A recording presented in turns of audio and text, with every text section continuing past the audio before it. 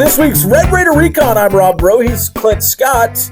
We're brought to you this week by Cantex Roofing. Are you ready? Is that coffee? Okay.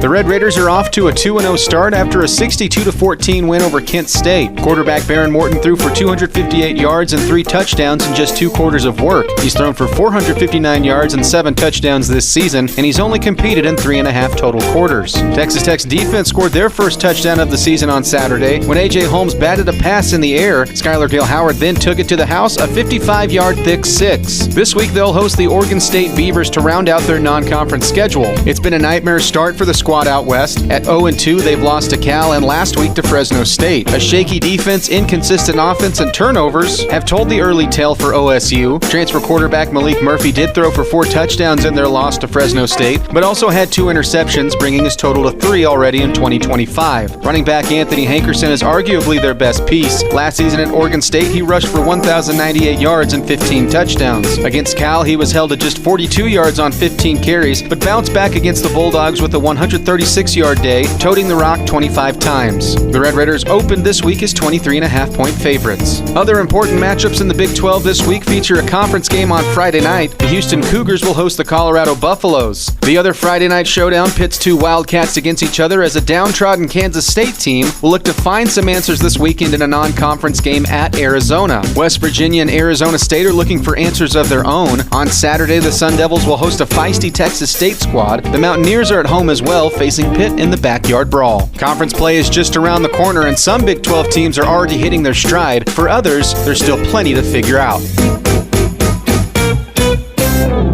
How was the donut? It's really good. Good. Chocolate on chocolate. Yeah.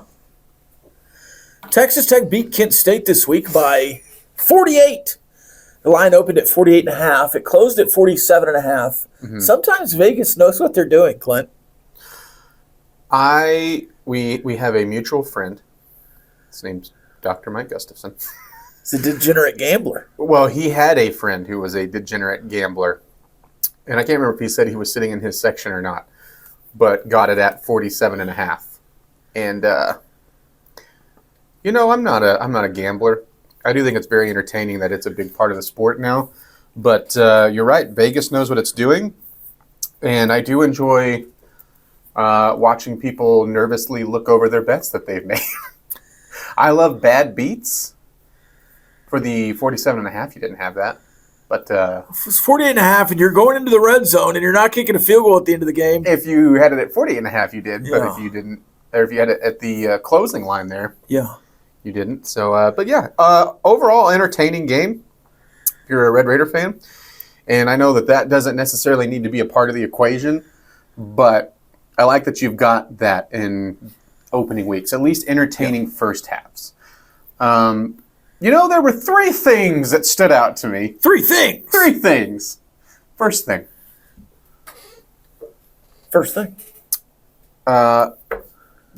Baron Morton, there was the question, hey, just because he can go, should he? Yes, 100%. Yeah.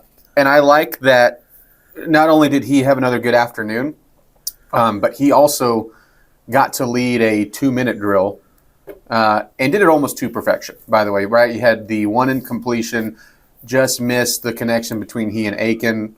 Should have caught it, should have been a better ball. Either way, you miss on that one. But you took that over with like 43 seconds left.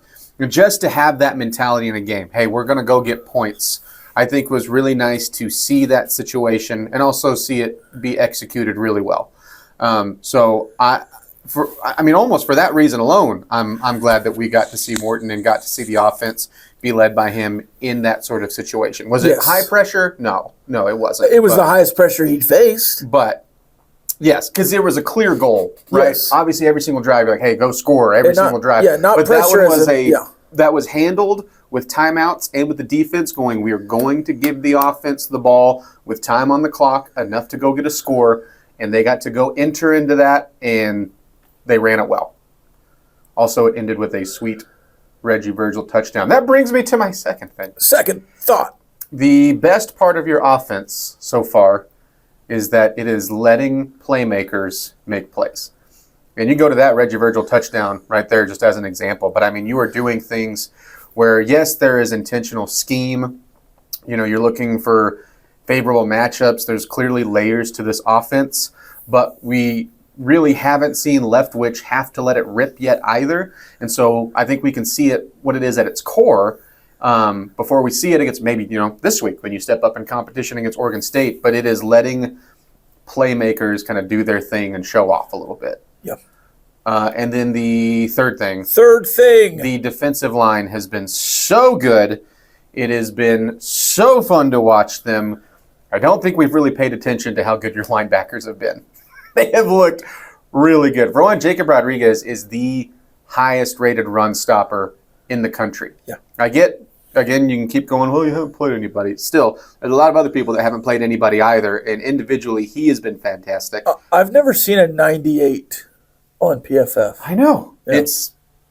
It's wild. And it's like, well, somehow he looks even better than last year early. I think Roberts is showing signs of benefiting from a much better defensive line and just his own progression as a young player. And then John Curry, I know I'm still counting him, and I would have counted anybody in the star position more in the linebacker conversation. But then John Curry's just been an absolute lightning bolt, like the embodiment of a shot in the arm. Did you see the defensive front on the pick six? Like the whole, just how they were all set up. Yes. Anthony Holmes, defensive end. Lee Hunter nose. Skelliga Howard, defensive end. And then I believe, it was hard to tell, but I think it was John Curry on the left. Mm-hmm. Bryce Ramirez on the right, and then the middle linebackers were, I believe, Ben Roberts and Jacob Rodriguez. Mm-hmm. That's a true 3-4. Yeah. Which is not generally what you've been running. You basically run a 4-2 with that star as the other strong safety. So, right. I think there's some flexibility in this defense. It is an interesting note. And in those regards, when you're brought up like that, and this is where I lean towards how you're using the star this year, seems to be closer to the linebacker side. Maybe that'll be different whenever you're more worried about some of the receivers and coverage and things like that. And they haven't not been used in coverage, right? But I think it's been more along the thinking of a linebacker. So those are my three things: was the 2-minute drill, playmakers, and the linebackers have just. The defensive line should be getting credit. They look fantastic. They have played fantastic. They have been the ones that were highly billed, and I'm not saying that no one was excited about the linebackers because you have a Defensive Player of the Year candidate there. Certainly, we're overshadowed by the defensive line. But yes, overshadowed is a great word. All right, I've also got 3 thoughts. 3 thoughts. Only one Texas Tech thought, and it's combined with the rest of the Big 12, and then I have Big 12 thoughts. Mm-hmm. Texas Tech did exactly what it was supposed to do against Kent State. Utah did what it was supposed to do against Cal Poly. Iowa State did what it was supposed to do against Iowa. It was a 3.5-point line. Cal Poly was a huge line. They beat them 63-9. Texas Tech was a huge line. They beat them 62-14. Those are the 3 best teams in the Big 12 right now, in any order, really. Mm-hmm. They did exactly what they were supposed to do.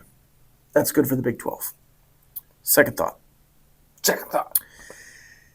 Kenneth Dillingham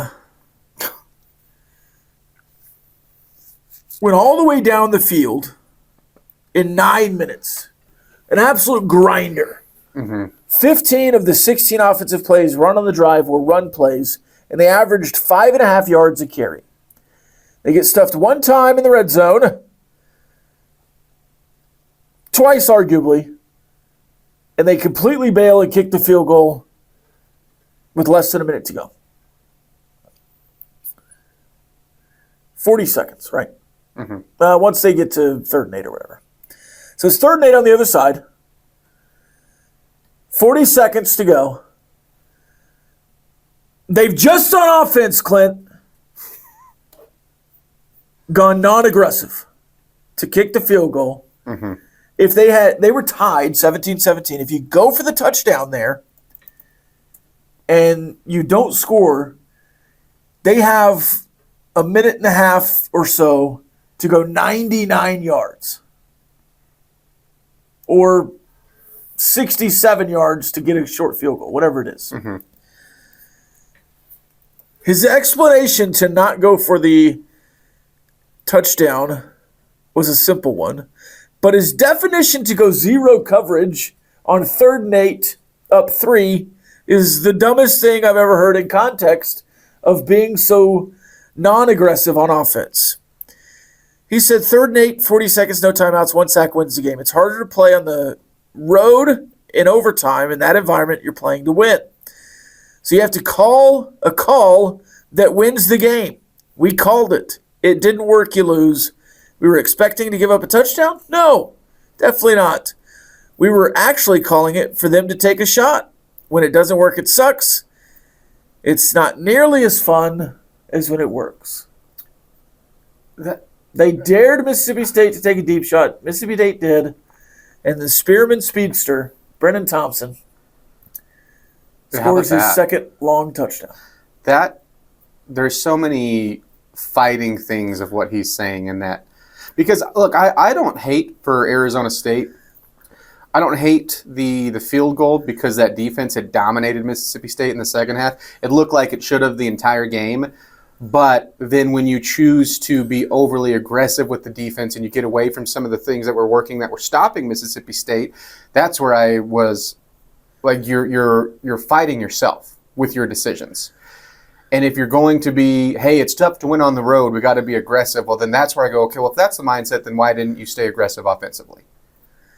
Right. There's a disconnect. Yes, I don't understand.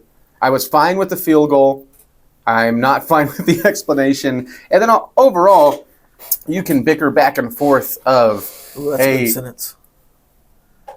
Bicker back and forth. Well, you can bicker back and forth. Should they have gone for a touchdown? Should they have called a different defense? At the end of the day, they should not have just played like dog water in the first half against Mississippi State and put themselves in that big of a hole. That was an awful look for the Big 12. I didn't walk away going like, well, yeah, maybe Mississippi State will surprise a few people. Mississippi State deserved to win that game. Yes, and that was before the game, on our pregame stuff, I said that is a loss you cannot have in the Big 12. Yep. And here we are, shooting this on a Tuesday, and that was the case. And if you're a Big 12 fan, I don't think anybody should feel any better about it. And because the problem is that I still think Arizona State's a good team. Yeah. That's the problem. Final thought. Mike Gundy, dearest Mike Gundy, please bow out.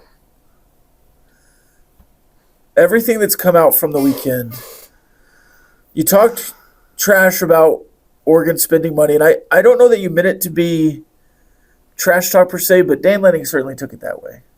Mm-hmm. You say, hey, we're at a disadvantage publicly, and your team took that into the game.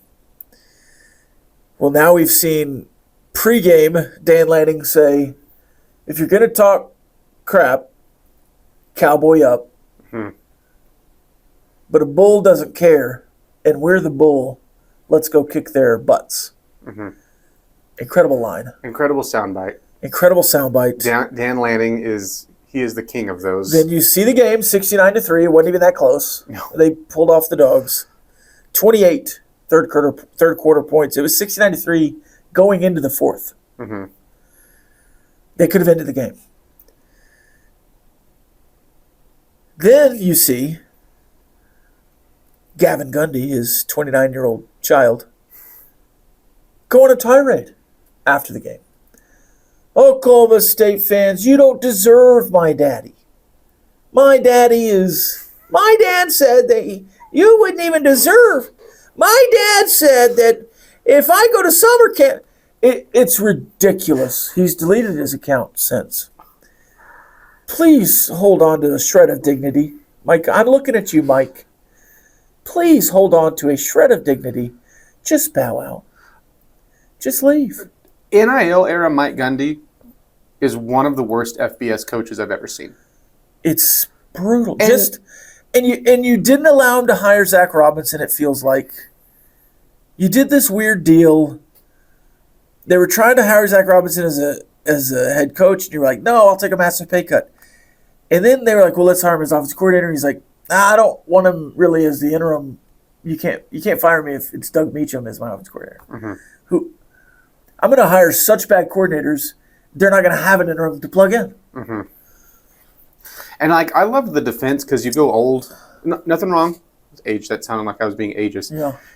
You went older offensive coordinator and defensive coordinator to be like, well, we need just some more maturity in the coaching staff to help with Gundy. You shouldn't have to do that with Gundy's 58. With and a head coach who has been a head coach and been at that school for so long. And what I think personally, for a guy who has built up a legacy, like look at this sustained success that he's had, and that's kind of been the argument for him. You are tarnishing that in a major way on the way out because you don't have as many skins on the wall. You barely have any skins on the wall. And for Gundy, every time he talks about NIL, I go, you don't know what you're doing right now. Like when you're saying, like, well, we never really spent money before this year, and then go, well, we're being, we can't compete with those that have the bigger budgets of Oregon. Well, which is it? Like, you don't have it or you weren't using it. Yeah. And then the other thing, if I'm on the Oklahoma State roster and I'm here, I'm in the Big 12. I'm in a Power 4 conference. I am at a school who prides itself on tradition and history. And look, we're always a good program, even though they weren't last year.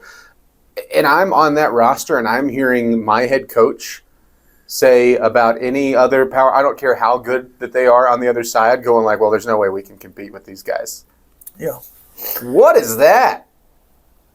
When I look at Mike Gundy as an older coach, he's 58, he's a young man, but an older coach in the Big 12, I'm reminded of a poem. Can I read it? Please. On a warm summer's evening on a train bound for nowhere, I met up with a gambler. We were both too tired to sleep. We took turns of staring out the window at the darkness till boredom overtook us, and he began to speak. He said, son, I've made a life out of reading people's faces and knowing what their cards were by the way they held their eyes. So if you don't mind me saying, I can see you're out of aces. For a taste of your whiskey, I'll give you some advice. So I handed him my bottle, and he drank down my last swallow. Then he bummed a cigarette and asked me for a light.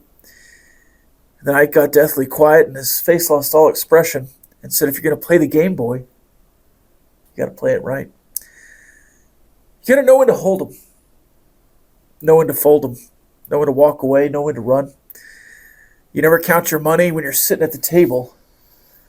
There'll be time enough for counting when the dealing's done. See, every gambler knows the secret to surviving is knowing what to throw away and knowing what to keep, because every hand's a winner and every hand's a loser. The best that you can hope for is to die in your sleep. Gundy. They call him Kenny Robert. It's over, man.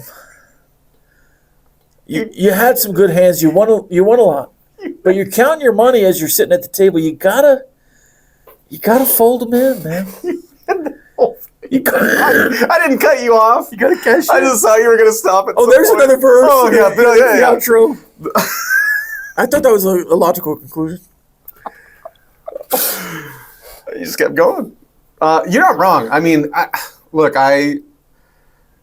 don't know if he's going to last the season. I don't think they'll fire him, right? If you get into Big 12 play, and I need to go look at their schedule, but because they have Tulsa this week. They should beat Tulsa. Yeah. They should beat Tulsa. I don't know if they'll blow Tulsa out. And again, should is a dangerous word when you're... Tulsa beat ACU 42-7 or something. So they're at home against Baylor.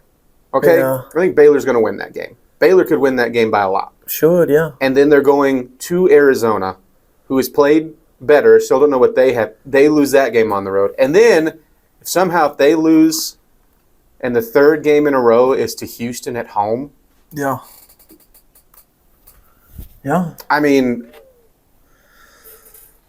I know you have to put in like contract and buyouts and stuff like that, but Well, didn't I they think work all that I out think this they also offseason? lowered that number for a reason. I think that number was lowered so they could pull that trigger easier if they needed to. Yeah. Well, pull the trigger. Yeah. Like an old busted horse. I was- So sad, man. It's sad. yeah. You hate to see it to a once great, man. All right, the Big 12, speaking of, was wonky again. Yes, it was. Good word, wonky. I've got an overreaction. I'm sure you do as well. Mm-hmm. My first overreaction is that Kansas State will not make a bowl game. Mine's like the opposite end of that, my first one. But speaking of Arizona, you have a non-conference game, kind of final, speaking of wonky, of those weird ones where Arizona's favored in that game. yeah, if you had told me that Arizona was favored in that game, I would have said, okay, they had Avery Johnson's down, or they have just a long line of other injuries on the defense, or I don't know, maybe the other side is Noah Fafita kind of looks like he did 2 years ago. Yeah. And I don't know if anyone's been watching over at Arizona. I'm not saying that they're going to compete for a Big 12 championship or anything, but they've already looked a lot more put together than what they did last year. And so it is just crazy that they are taking on a Kansas State team that is not we talked about this last week because, right, it was like, hey, this is what Kansas State always does in the non-conference, and they always lose a weird game, which this argument involves a Big 12 loss, but still they always lose a game earlier. Or they always have a game where you raise an eyebrow. The problem is they already have a loss that they did not look good in. Yep. Looked way worse than 3 points, and then you should have lost that North Dakota game. And if that were the only one, then that would have been like that's the classic K-State that we know, right? They almost dropped a game against that FCS team. If they won it though, they'll be fine. But then they follow that up with an awful performance against Army, and what this Kansas State team has been really bad at, amongst many things, is in the big moments they have not been good. That's where Avery Johnson hasn't been good. That's where the offense, I don't think, has also coached him to success. But then they're just flat out not doing Kansas State things. Because even when you've had games like that in the past, you go, okay, well, their special teams has been good. They tackle well. They're always in the right spot. They are disciplined. And this team has been none of that. And so that's where I don't know if some of this stuff is fixable. Because I don't think that's an untalented Kansas State team. Like, we were just dead wrong that they didn't have a roster to compete. But when you're looking at maybe who's in charge, and this trickles down, this feels a lot like 2021. You talking about Gene Taylor? Yes. That's where a lot of people don't. I mean, if we're trickling down, that's the true. top, right? I meant from the coaching staff, but sure. Kleiman's a trickler as well. Yeah. I think he's got a lot of trickle to him. Not much of a stream. I'm growing because I was still holding. I guess I am still waiting to see just how bad or good I think they are. But if they drop this game in Tucson, I mean, yeah, I really do think you're going to see like a 2021 level of pressure. There's already some Kansas State fans who have been, it's like they've been waiting to turn on Chris Kleiman. I know every fan base kind of has this portion, but this one is loud. And it started out week one as Matt Wells, and now it's looking at Kleiman. All right, you ready for another overreaction? Sure. Did you have a different one besides Kansas State, or is that? Did you also have a Kansas State? The flip side of that is I just said this league's going to be decided between Iowa State, Utah, and Texas Tech. I'm in there. I don't know that that's an overreaction. Yeah, I don't know if that was. I had that as an overreaction on my show earlier yesterday. Uh-huh. But when I said it, I was like, oh, that just feels like the truth. I mean, I think Baylor's still up there. I'd like to see TCU play his second game. Mm-hmm. I think BYU's defense is legit.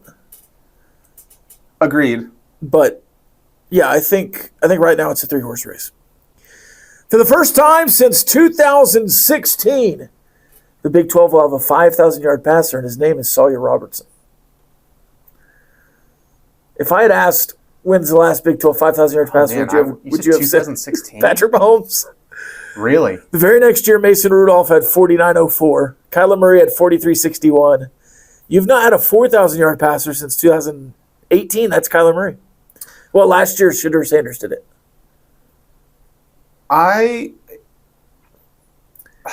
He's at 859 through 2 games. Is it bad that I'm kind of feels fringe overreaction? Maybe it's only because I kind of agree with you there. Yeah. I wouldn't have told you that. And it's because I do think Auburn's defense, that was a challenge to do that. Yeah. And then SMU, especially when you put in the moments of how he had to do it, that's not easy. And so I'm not saying that it's a cakewalk the rest of the way out, but if you're doing that in those moments. To throw 5,000 yards, you also need your defense to be bad enough that you have to throw the ball that much. Yeah. So I guess the only thing that holds me back is at a certain point, I think the running game will get going a little bit more. Washington has been good. Washington has been really good. But I think that maybe this is too where the Pendergrass injury comes into play. Yeah. Because now instead of really being able to function with another back that you trust a lot, and you can use Sawyer in the running game too. I mean, he was used plenty in that way last year, but I think that's where that goes, okay, well, you got to make up those yards and those points somehow. And I'm with you. The defense at Baylor, what is going on? The Big 12 has had 5 5,000-yard passing seasons. Give them to me. Ooh, just 5? That's a surprising number. Lots of 4,000, just 5 5,000s. How many are Texas Tech? All 5. All 5? Okay. Somebody did it twice. Yeah. So you've got Mahomes, you've got Simmons in there, you've got Graham, and there's your 2, right? Yeah, there's your 2. Yeah, no doubt. And then what? Cliff? Cliff, yeah. Yeah. That was. I get nervous with quizzes. That was about as easy as a quiz. Yeah, the Big 12 passing leader. I still was things I've said on air before. I was the Big 12 passing leader from 2000 to 2008 was a Texas Tech Red Raider who supplanted them in 2009. Oh, maybe Oklahoma State? No. No. You know. 2009. You know. You know it in your heart. Was it a Baylor? In your heart, Clint. Your Jayhawk heart.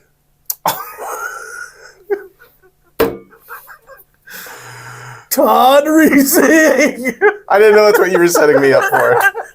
I didn't know. I was just trying to lob you a touchdown. Yeah, I'm sorry. Anyways, the first since 2016, I think, would be an overreaction of itself, but I don't think he'll get there. I forgot that he. Yeah. Well, it was 3,500 after 5,000, 5,000, 5,000. And that was if I'm remembering right, the 7 and 5 years. And his big year was 2008. Yeah, and so you still go to a bowl game, but no one was really excited about it. So yeah. By the way, he was there another year and then went 5 and 7, but that's the one where you end against Missouri. My other overreaction, as you were kind of hinting at, was that Kansas State won't go to a bowl game, but Arizona will. Okay. So those are my 3 overreactions from the Big 12. I also had an NFL one, but I don't think you want to hear it. I do. Because the Chargers will win the AFC West and beat the Bills in the AFC Championship game. I don't think it's crazy to think that the Chiefs won't win the AFC West this year. No, they've done it, 9 straight times at some point. At some point, it's kind of like the Cowboys, Eagles, NFC East. Well, it's been 20. How many years has it been now? 22? Yeah, 22, 23, yeah. Which I think is going to end this year. I think the Eagles are going to win that division. At some point, crazy numbers like that end. Yeah. I think the crazy part is thinking that the Chargers are good enough to go to the Super Bowl. I know that. Well, that's why it's an overreaction. Well, usually overreactions, you have a little bit of I kind of believe. Yeah. Right? No, I would not ever trust Justin Herbert in the playoffs. But you trust Lamar or Josh Allen? Over Herbert, 100%. I don't know about that. All right. Do you have another overreaction? My other overreaction is for Texas Tech. I should have stuck with the boldness. I dropped it back 5 points. No, put it up, baby. Texas Tech's offense isn't scoring less than 35 points a game this season. Woo! In a game.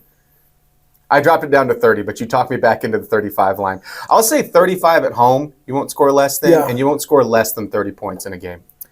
Now, are you averaging 35, or you're saying you'll I'm be saying more the than lowest 35? you will not be 29 or less Yeah, well, 30 is bold in that respect. I don't think averaging 30 is bold, but never dipping below 30. I just am that high on Wow. the offense. And okay, this is overreaction. And I also don't think you'll give up more than 29. So your overreaction is theoretically that you're going to go 12 and 0. Right? Yeah. I mean, theoretically. To carry it through. Mathematically, sure. Yeah, you're going Wow. 12 and 0 all the way to Arlington. Wow. The offense is so explosive. Yeah. That what I love about this is I think you have the capability, and this is the overreaction because you've only seen like 3.5 full quarters of the true offense, right? Because that's what Baron Morton has played in. I think you've already shown the capability, even against bad teams, that you'll be able to sustain long drives when you need to, but you're also going to be able to pop off for big plays, and you're not going to be scared to go after those in big moments and be aggressive. And so I knew I was going to enjoy this offense and be impressed with your abilities, but that's like maybe the surprise how high I'm feeling about the offense, even though those defenses you played were not good at all. Like the ones that I think will challenge that thought will be your first Big 12 game.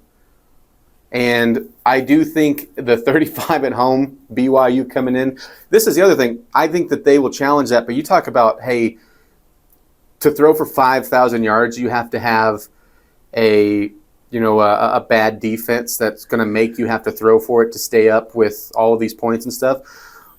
If you have a bunch of opportunities because your defense is forcing a bunch of 3 and outs, that's also going to help get you drive reps and drive opportunities. So I think the pairing together, yes, that is a high number, but that's why it's in the overreactions. Are you ready to give out some awards? I'm ready. You want to start with offense or defense? Offense. It is the Big 12 Player of the Year. Of the week. Me? You want to go first? Yeah. Me? You? You? Me? Me? Me? Me? You? You? Me? You. Jaden Nixon, 4 carries, 156 yards, 2 touchdowns, a long of 87, and a kickoff return for 96 yards in UCF's 68-7 win over North Carolina A&T. Jaden Nixon, you are my co-offensive player of the week. I probably would have lost an overreaction because I could have had one last week that you would never have. A UCF player. UCF player. Co-offensive player of the week, just in Big 12 fashion. You've already got Co. They love the Co's. Uh-huh. Dean Connors, 13 carries, 132 yards, 10.2 yards per carry, 2 touchdowns in a win over Rice. Double running back there. Double running back. All right. Did you see any of the Houston game? Just some of the highlights. Just the highlights. Yeah, That's all I just the need. highlights. Did you see Dean Connors run? Yeah. What would you guess his height and weight is? Looks small, right? I'm almost bad at guessing height and weight too, especially when you're trying to compare him to everybody else and you have giants out there. Yeah. So my guess then, if I'm going the wrong way, because I'm with you, he does look small. Is he actually 6 foot? 6 foot 205. That's probably where about the weight. The weight doesn't surprise me. It seemed he has a short stride. He's a choppy runner, Yeah. so his legs look short. Yeah, he's a choppy runner. Like they make that noise So, in your head when you're seeing him run. Yeah. Little cartoon. Two piano. really good runs from Dean Connors in that win, and they needed both of them, really. All right, both of you schools, enjoy your offensive awards on this program while you can. I will It's go... like a survivor pool. You got to get them out of the way early. I'll take Sawyer Robertson. I mean, we do try to differ on these to throw a net over the entire Big 12, and I'm sure we're about to do that here with the defense. But, I mean, Sawyer Robertson, Double overtime win at SMU. I think I and everybody that is a Baylor fan over there in Waco does not understand how they won this game. Double overtime win at SMU, 48-45 final, orchestrated a 2-touchdown comeback. I mean, just a massive deficit. Also, I think had to battle through some controversy there. That was whatever happened with that punt and just the guy getting laid out. That was horribly officiated in my opinion. 440 yards, 4 touchdowns, no picks. He was outstanding in some. I always go to, well, tell me about the moments. Like, you don't have to have these crazy stat lines, which he did. Yeah. You don't have to have these crazy stat lines. Tell me what he did in the moment. And then he was also just nails in those moments. And there were some, speaking of head coach pressure, there were some that were ready to leave Aranda over in Dallas. And now he was allowed to come back to Waco. And man, what a way to live. I mean, he just went 8-4, but they're trying to fire him at the beginning of last year, tried to fire him the year before, after his Big 12 championship. They're trying to fire him at halftime because he lost to Auburn. Now he's losing to SMU. Snip, snap, man. Hey, why'd the Scarecrow win an award? Why? He's outstanding in his field. Sawyer Roberts was outstanding. I thought of that. Defensive Player of the Year. Of the week. Can I give an honorable mention offensive co? Sure. Adam Hill. Yeah. 100 yards. You know what I liked about his performance? Yeah. He has a play that he's clearly frustrated with. Yes, bounce back from the fumble. Yeah. Fumble, and then I also like the coaching staff said, we're still going to build your confidence. Yeah. And I thought it was interesting in Coach McGuire's comments leading up to the game. You know, somebody asked him, what do you like about this offense? Or the answer was he started talking about his running backs. And he said, you know, I expected this out of Cam Dickey. I expected this out of Jacoby Williams. But Adam Hill, is running with the 2s and 3s against some. Do you want to look at YouTube videos over there? No, I was looking at a Twitter. I was trying to find a tweet. I have this video of a dog. No, I was trying to find a tweet. I was trying to find a tweet about the irrelevant thing. It's really sad. I have these videos of all these soldiers coming home. Go ahead, running back. I was trying to find a tweet of a relevant thing that I had saved. But he talks about Adam Hill, like, in practice, it's been really tough for him to, when you're going up against some of these experienced defensive players, to always have clean, openings and stuff like that, especially whenever you're working behind an underexperienced offensive line, when you're looking at snap count. I don't think he was saying, boy, the backups for the offensive line have sucked or anything like that. But he set it up because of that, has bounced outside a lot and was saying, hey, you really can't do that in college football. It doesn't work that way. It's true. Well, it's working so far. He still found a couple ways on Saturday, like where the past 2 weeks when he's been in, he has been going straight forward. He's been running physically. He's not shown any fear, but still has also had a couple of plays where he's still shown off the capability to have the wheels whenever there is something that isn't working, to bounce it on the outside and make it work. Now, if he gets into a game against like Utah, is that going to work? Or if he's in the game against anybody else in the Big 12, probably not going to work as well. But I think I'm just going to speak for the generic fan, and not for the coaching staff or for you or anything like that. But I think maybe he's a little bit more dynamic than what we're giving him credit for, because he's such a good, already at his age, downhill runner. And that's not, Cam Dickey and Jacoby Williams are your 1A, 1B for a reason. No. But with you bringing him up, I liked that he also had the chance to battle back from really his first mistake. Shades of Toby Gerhart, Mike Allstott, John Riggins kind of guy.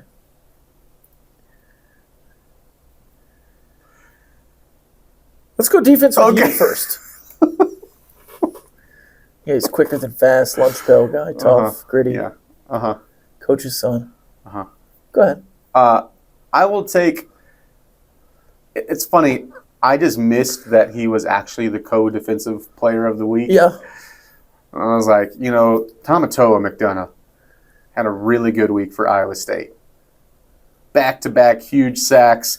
Really, you could give this award to the entire defense, but he has maybe 2 of the bigger highlight plays for them. not surprisingly, held Iowa's offense down. They win a rivalry game. They win a big one for the Big 12 over the Big 10. He was really good in that game. 5 tackles, which is a high for him as a Cyclone. I believe he came over from Yale. Also had a hurry in there, too. That was really big. So I was like, man, I'll pick him for mine. He's not really getting enough credit. And when I went up to go make sure I had his stat line right, it was co-defensive player of the week. And I was like, oh, well, the Big 12 noted too. So we must be doing something right. Yeah, I'll take the other one. Yeah. I'll take Skylar Gill-Howard. Nothing like they call it a thick six. I call it a fathlete. Making a play. Skylar Gill-Howard, tip drill, athletic catch, 19 miles an hour plus down the field. It's running back speed. Just cruising. Touchdown. Can I say something about that play? He also made a lot of other plays. But. Yes. He has looked fantastic. And that was an electric play already. It might not be topped for like Red Raider Play of the Year. Loved how it was all over the place on Twitter. Loved Golick Jr., which, by the way, the TNT broadcast was fantastic. Everything that they did production-wise was amazing. I'm one of the many who was pretty impressed early on here with the Big 12 on TNT. Yes. This is not taking anything away from Gil Howard. This isn't even taking anything away from John Curry's block, which got some note. Nobody has talked about A.J. Holmes, who starts that play. He's the one who gets the bear paw on it. A.J. Holmes. And then he recovered a fumble the next drive. Yeah, A.J. and made was in on a bunch of plays too. This is where the depth comes into play. I'm very excited to see what you can get out of him this year. But that all started with him. Again, it was Skylar Gill-Howard needs to get most of the credit because he did something that defensive linemen dream of, and even sometimes when they get the opportunity, find a way to kind of bungle it, and he did not. And also, all-time photo, shout out Nathan Geese, where he is like, it's the most childlike. He's got the tongue out. He's holding the ball up high, huge smile. Also just a likable player. This is nothing for wins or losses, but I feel like you have a lot of entertaining, likable players on this roster. Just wanted to do a side note for A.J. Holmes on that. Yeah. Big fan. Yeah. Speaking of the defensive front, how would you grade their success when you're trying to do it, compare it with a couple of bad opponents? I don't think I'd go A++. Mm-hmm. Because you haven't had like a 6-sack game or anything. I wouldn't even go A+ because I do feel like, late. Now you're talking about the first rotation. I understand that, but like the quarterback touchdown run in the fourth quarter against the backups, that's kind of a ding because you do want to have depth, and I think you miscontained there. So A. If A+ is 95, giving them a 94 so far. Could you imagine if you got a paperback and it said A? It's like, is this better than an A+? Is this worse? It's right under an A+. Yeah. Just shy. But they've met expectations, certainly. But my expectations were almost set up to be exceeded. Yeah. Like I was reserving expectation a little bit. Mm-hmm. And so in a way, they haven't met the expectation because they didn't exceed them. I'm not surprised with I know you're not knocking this. I'm not surprised with the sack count or anything like that. Yeah. I figured. And they're going fast and they're preparing for it. Yeah. Yeah. Just because they are a less talented roster, and this is going for Pine Bluff and for Kent State, those coaches should be smart enough to know, if we're going to have any shot in this game, the one thing that we can't do is have these long developing pass plays. We're doing seven-step drops every single time. We're going to chuck it deep. We're going to, and they didn't do that. And so I think when you had the opportunity, you've taken advantage. And the biggest thing to me that I was watching in those games is, hey, are you making this look like an FCS or lower level FBS offensive line? And you did that. Yeah. So I'm with you. I felt horrible, especially when you go back, because we were watching it obviously live in the stadium. when you go back and watch this play on TV with the TNT call, Drew DeShields coming in for his first drive because they have CJ Montez, Drew DeShields going back and forth. I don't know what they'll do the rest of the way. Good luck to Kent State. I hope they figure some things out. But Drew DeShields' first drive is, I think, the second play. First play is the David Bailey just hammers him. Just completely leaves the offensive tackle. Miscommunication on the blocking as well, which if that happens, this is not the defensive front to do that. And David Bailey's already made a bunch of plays for you, but that was the first time it was like, whoa. Like he was there I think Romello Height has had plenty of those plays already. His spin cycle move last week was like, well, I didn't know that was in his bag. He's been in a bunch of plays. Gil Howard has been really fast off the ball. Like I said, A.J. Holmes had a great game, but that was, I think, our first time we got to see somehow an unblocked David Bailey and see just how fast he is off the line of scrimmage, and that was scary good. Now we get to see it, hopefully, against Oregon State. And what I would ask you for your final non-conference opponent, are they worse than what we expected them to be? Or are they just figuring things out? That's a nice way to put it. Are they worse? No, because I didn't expect them to be that good. Are they fixable? That's a better way to ask. Not this week. Yeah. They're not going to fix anything this week, no. I did not expect them to be 0-2, looking at their schedule. In fact, I kind of thought they'd be 2-0. Especially after Kansas hammered Fresno State. I thought for sure Oregon State would beat Fresno State. But no, they lost to Cal 34-15, and Fresno State 36-27. And frankly, if you watch that Cal game, that score was bigger. That they did not. No, they got beat by much worse than what the score said. I think Malik Murphy can throw the pill around a bit. But I think right now he's trying too hard. We have 4 touchdowns, 2 interceptions against Fresno State.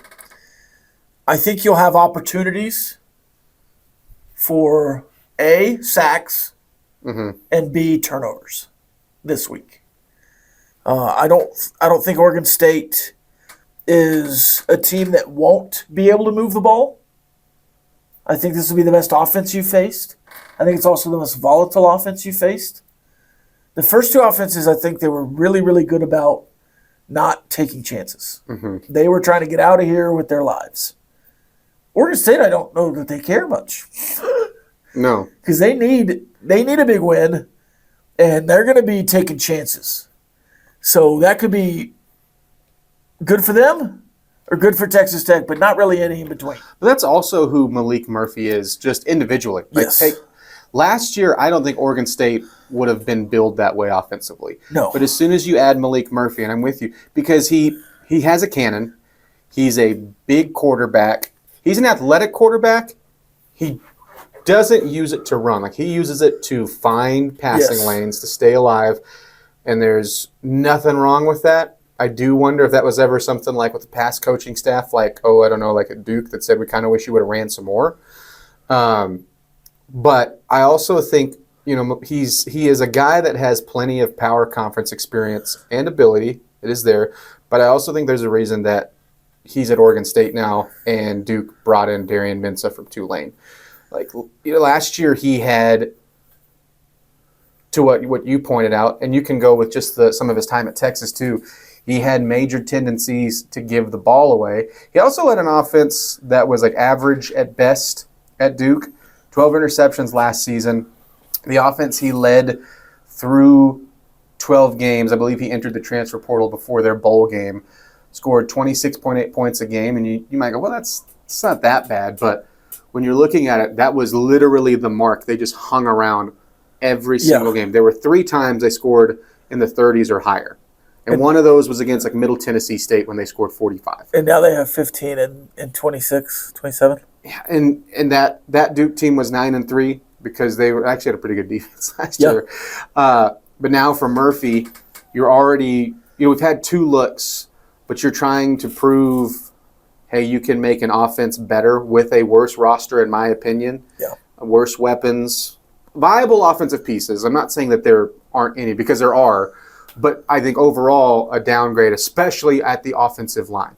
So now you're coming in here. By the way, I think you're also looking at an Oregon State that's really traveling for the first time this year. Yeah. And I'm trying to figure out this Oregon State team and like how I feel about them. If I asked you,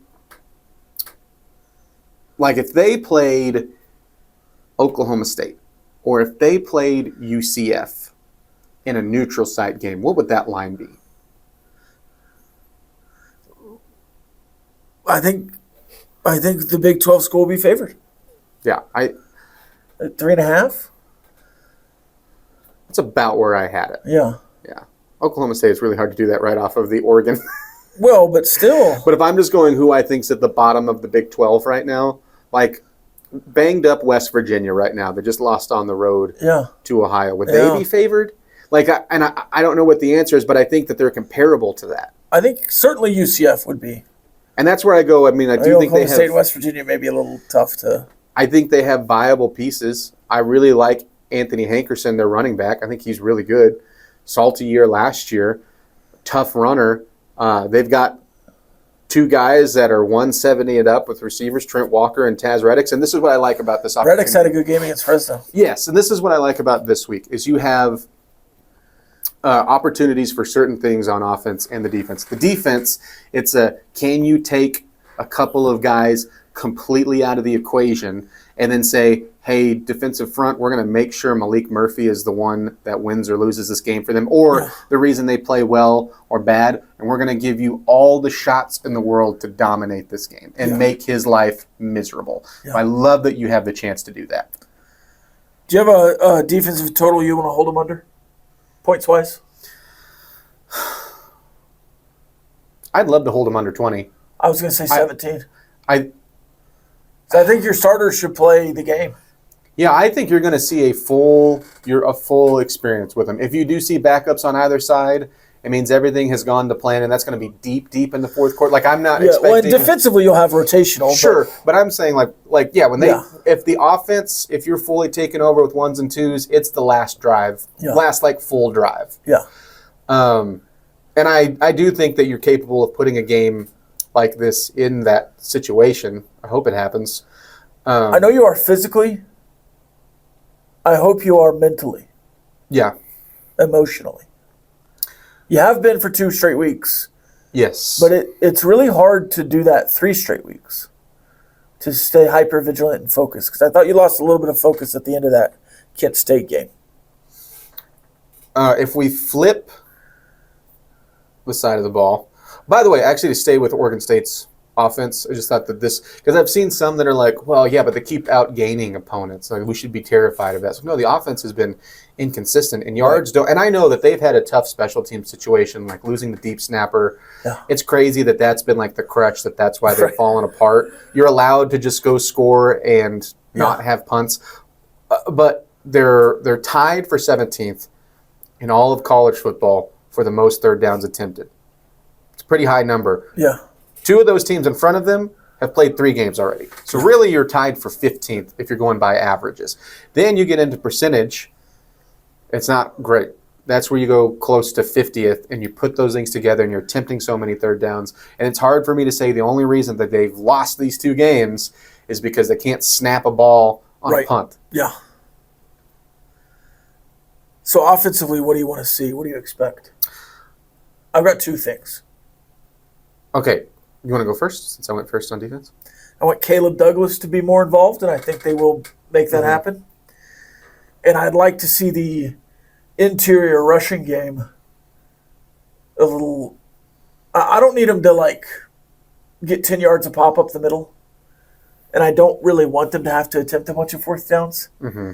But 2nd and 1, 3rd and 1, I'd like to see some high success rates there. If I went bad notes, that would be the second thing, and it's not a concern because your offensive line has been looked the part.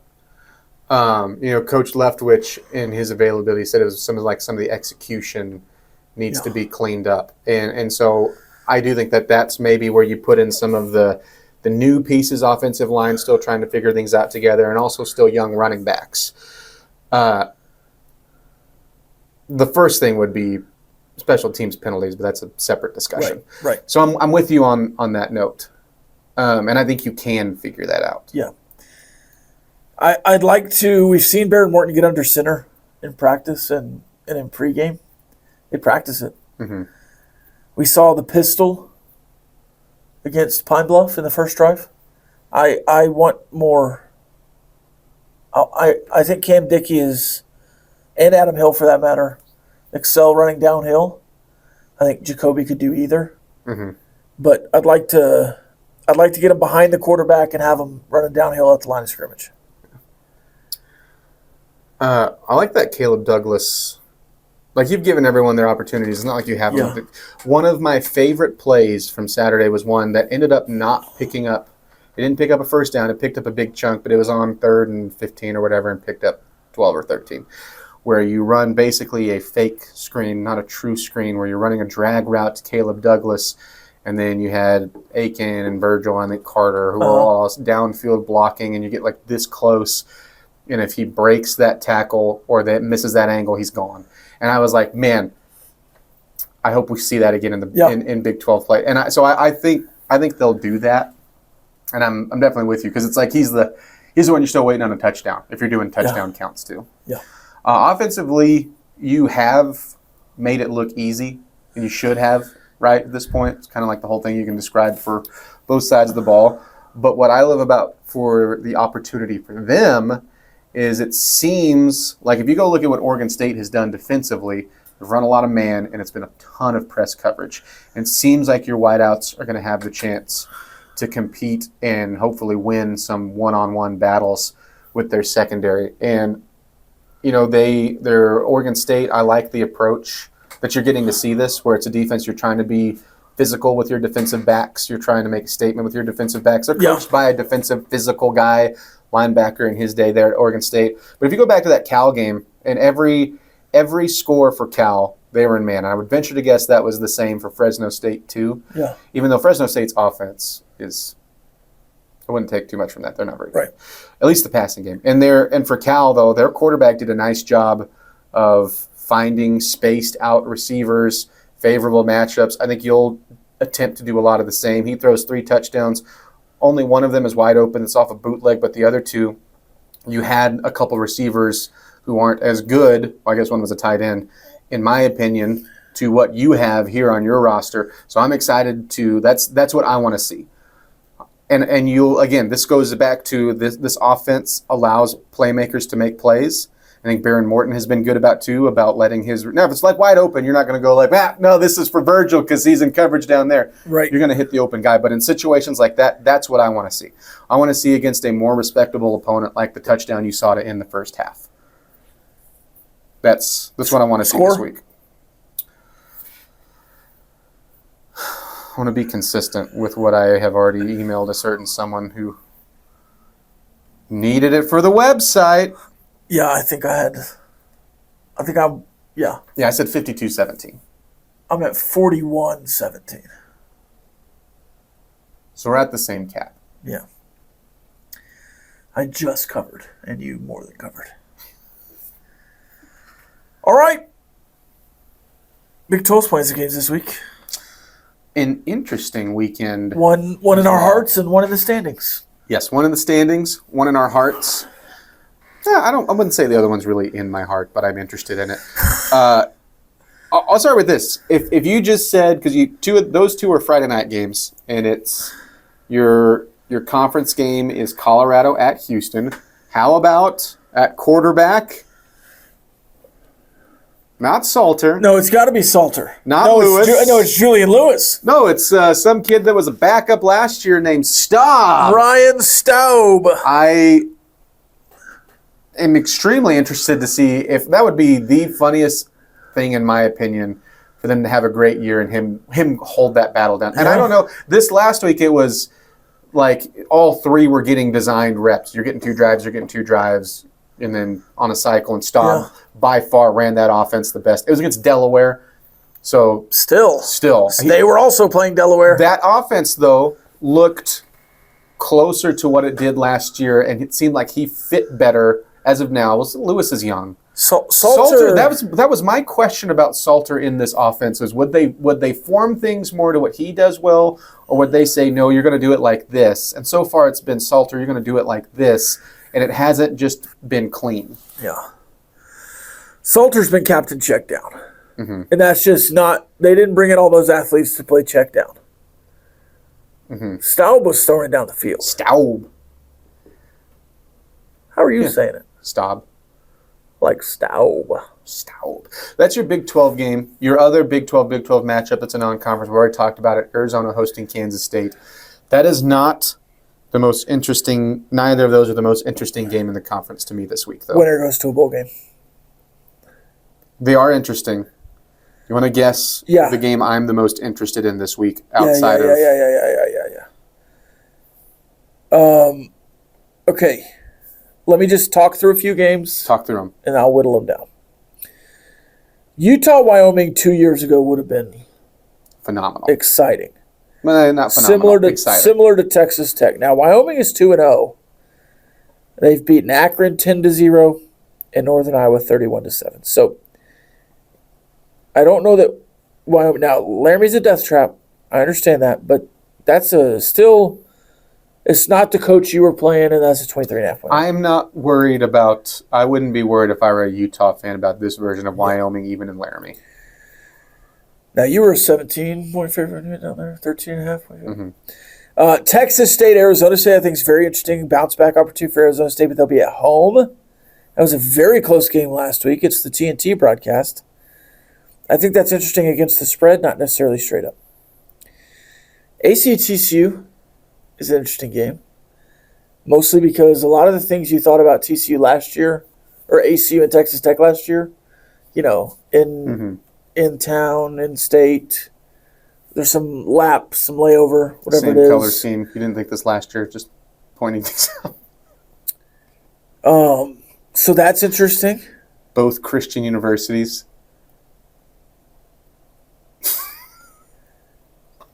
But it's got to be the backyard brawl, Pittsburgh, West Virginia. You already mentioned it. Was it? It's Texas State or Arizona State. Because Arizona State has looked so rocky. Yeah. And I think Texas State, because they're looking over at South Florida right now, who are easily, nobody's in, they're a legitimate top 10 team right now. Yeah. They have legitimate top 10 wins at South Florida, where I think they should have been ranked even higher. That's just me. I think if you flip the logo and that was someone else that has the wins that South Florida already has, they might be top 5.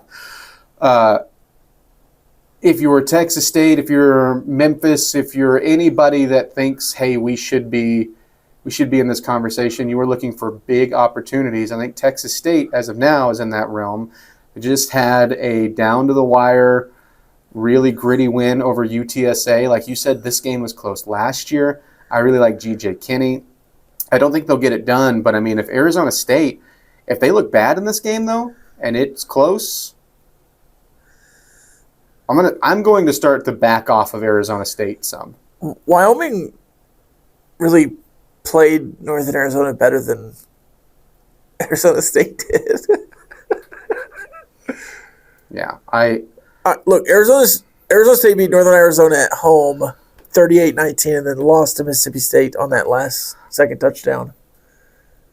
I might be the only one that would pick that as the most interesting game in the week, but for me, it won I'm for sure picking Texas State plus 15.5. If Arizona State had just pulled out that game against Mississippi State, it would drop some to me, even though that still wouldn't have been the way that they would have wanted to win that game with it being that close. But still, if they'd hung on and won by 3, it wouldn't be the case. But now you're going, I've got a very close eye on the Sun Devils for all the wrong reasons. I do think the backyard brawl is interesting.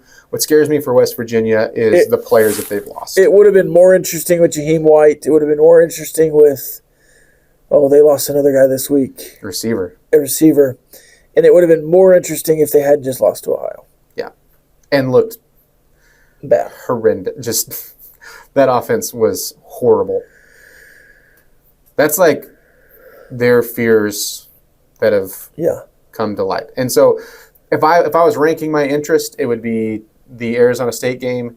It would be Houston, Colorado, which, by the way, if Houston beats Colorado 2 at home, they're favored by 6.5 points. Again, Yeah. I don't think they automatically rise into like a contenders list, but I'll start going, did we not give them enough credit that maybe they could be better than what they were last year? Personally. If Houston beats Colorado by more than a touchdown, I think they'd be ninth in my power rankings. Yeah. They would jump Cincinnati. They almost jumped Cincinnati this week. Mm-hmm. Cincinnati did not look good against Bowling Green, really. Kansas State's already at 12th. What's the reaction if it's a close game? If you think both teams played on a similar level, what's the reaction if Kansas State beats Arizona, and what's the reaction if Arizona beats Kansas State? If it's a close game? Yeah, if it's a close game. Well, they're 12-13 right now, so if it's a close game in Arizona's favor, Arizona would go to 12, and Kansas State would go to 13. If it's a close game in the other way, they'd stay exactly where they are. They might go 13-14, honestly. Okay. Depending on what everyone else does. Yeah.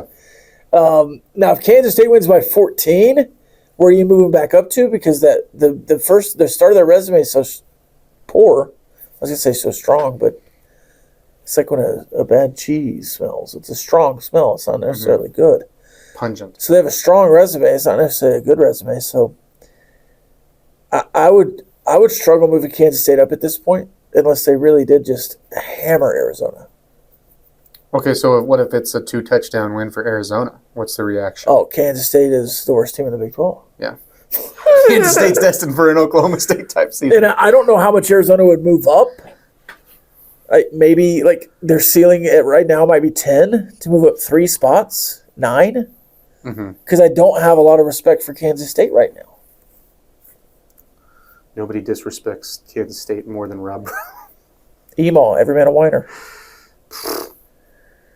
All right, fan question of the week. No doubt. You can ask us a fan question of the week. Submit it on our personal Twitters, on Double T97.3's Twitter, or right here below on the YouTube link. And if you're here on the YouTube link, why not hit subscribe to the channel? We have other stuff that goes up. Red Raider Recon. By the way, if you're watching this and you're like, he said every Thursday last week, it's Wednesday. Moving the days. Now you can catch us every Wednesday. Every Wednesday. Your fan question of the week. This is something we've talked about a little bit, but we can circle back to it. Appreciate the question. Is there anyone else that should be thrown in with Iowa State, Utah, and Texas Tech as contenders right now? Contender is such an interesting word. If I said week 15 contender, that's championship week. If I said participant, I would say no. Don't add anybody else. Mm-hmm. If we're talking like week 12 contenders, who's going to be around at the end to potentially punch up? Yeah, I think Baylor is still available in that respect. I think TCU is still, I'd like to see him play another game, like I said earlier. Kansas is so interesting to me. I think I'd still have them in like a week 10 contender kind of thing. I think their offense is good enough to contend. Mm-hmm.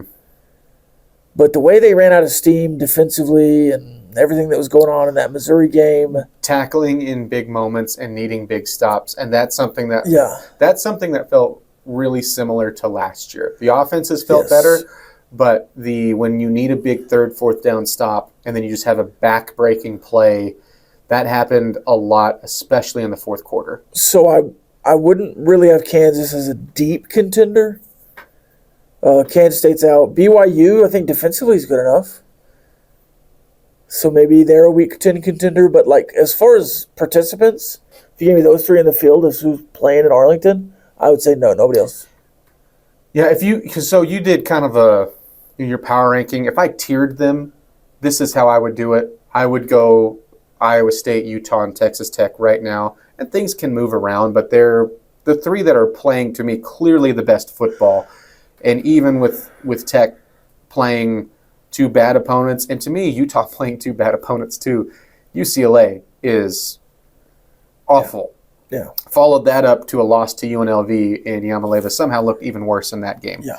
But I would still go that trio, and then just under them where maybe I need to see more, or I need to see them in Big 12 play, however you want to word it. That's where I put TCU. That's the one I would listen to if someone wanted to put a fourth team right now, just because we haven't seen them more. It's like more on that side. Right. It's almost and the like, one time you watch them, you have to give them credit for that win, right? Yeah. But not as much credit as some, but yes. Yes, but right under them is where I would put. I would still have TCU in that tier below them, and I would have them with Baylor, Kansas, and Arizona State. Yeah. And then like that next tier would be like BYU, Houston. I don't know, Cincinnati still hanging around in that tier. To me, I'd probably put Colorado in there for now, something like that. Yeah. So, yeah. Thank you for the question. Thank you for watching. Next week we'll get to do our first, as we did the intro videos over the summer. We did them in threes for your competition, so we'll get to see if we were on par with how we felt coming into this first trio of games between Pine Bluff, Kent State, and Oregon State. So far, so good. So far, so good. You're what, 120, 130, 63? What did you score in the first game? 67. 67. Yes. Okay. What did you score in this game? Now I'm all thrown off. 67-7 and 62-14. Yeah. Yeah. So that's 129 and 21. 129 to 21. That's really good math. So that's over 100 point spread. I think that's about what we set it at. I think they've scored more than we thought or than we wanted, but I'll take 129 to 21. Yeah. Hard to complain about it. Yeah.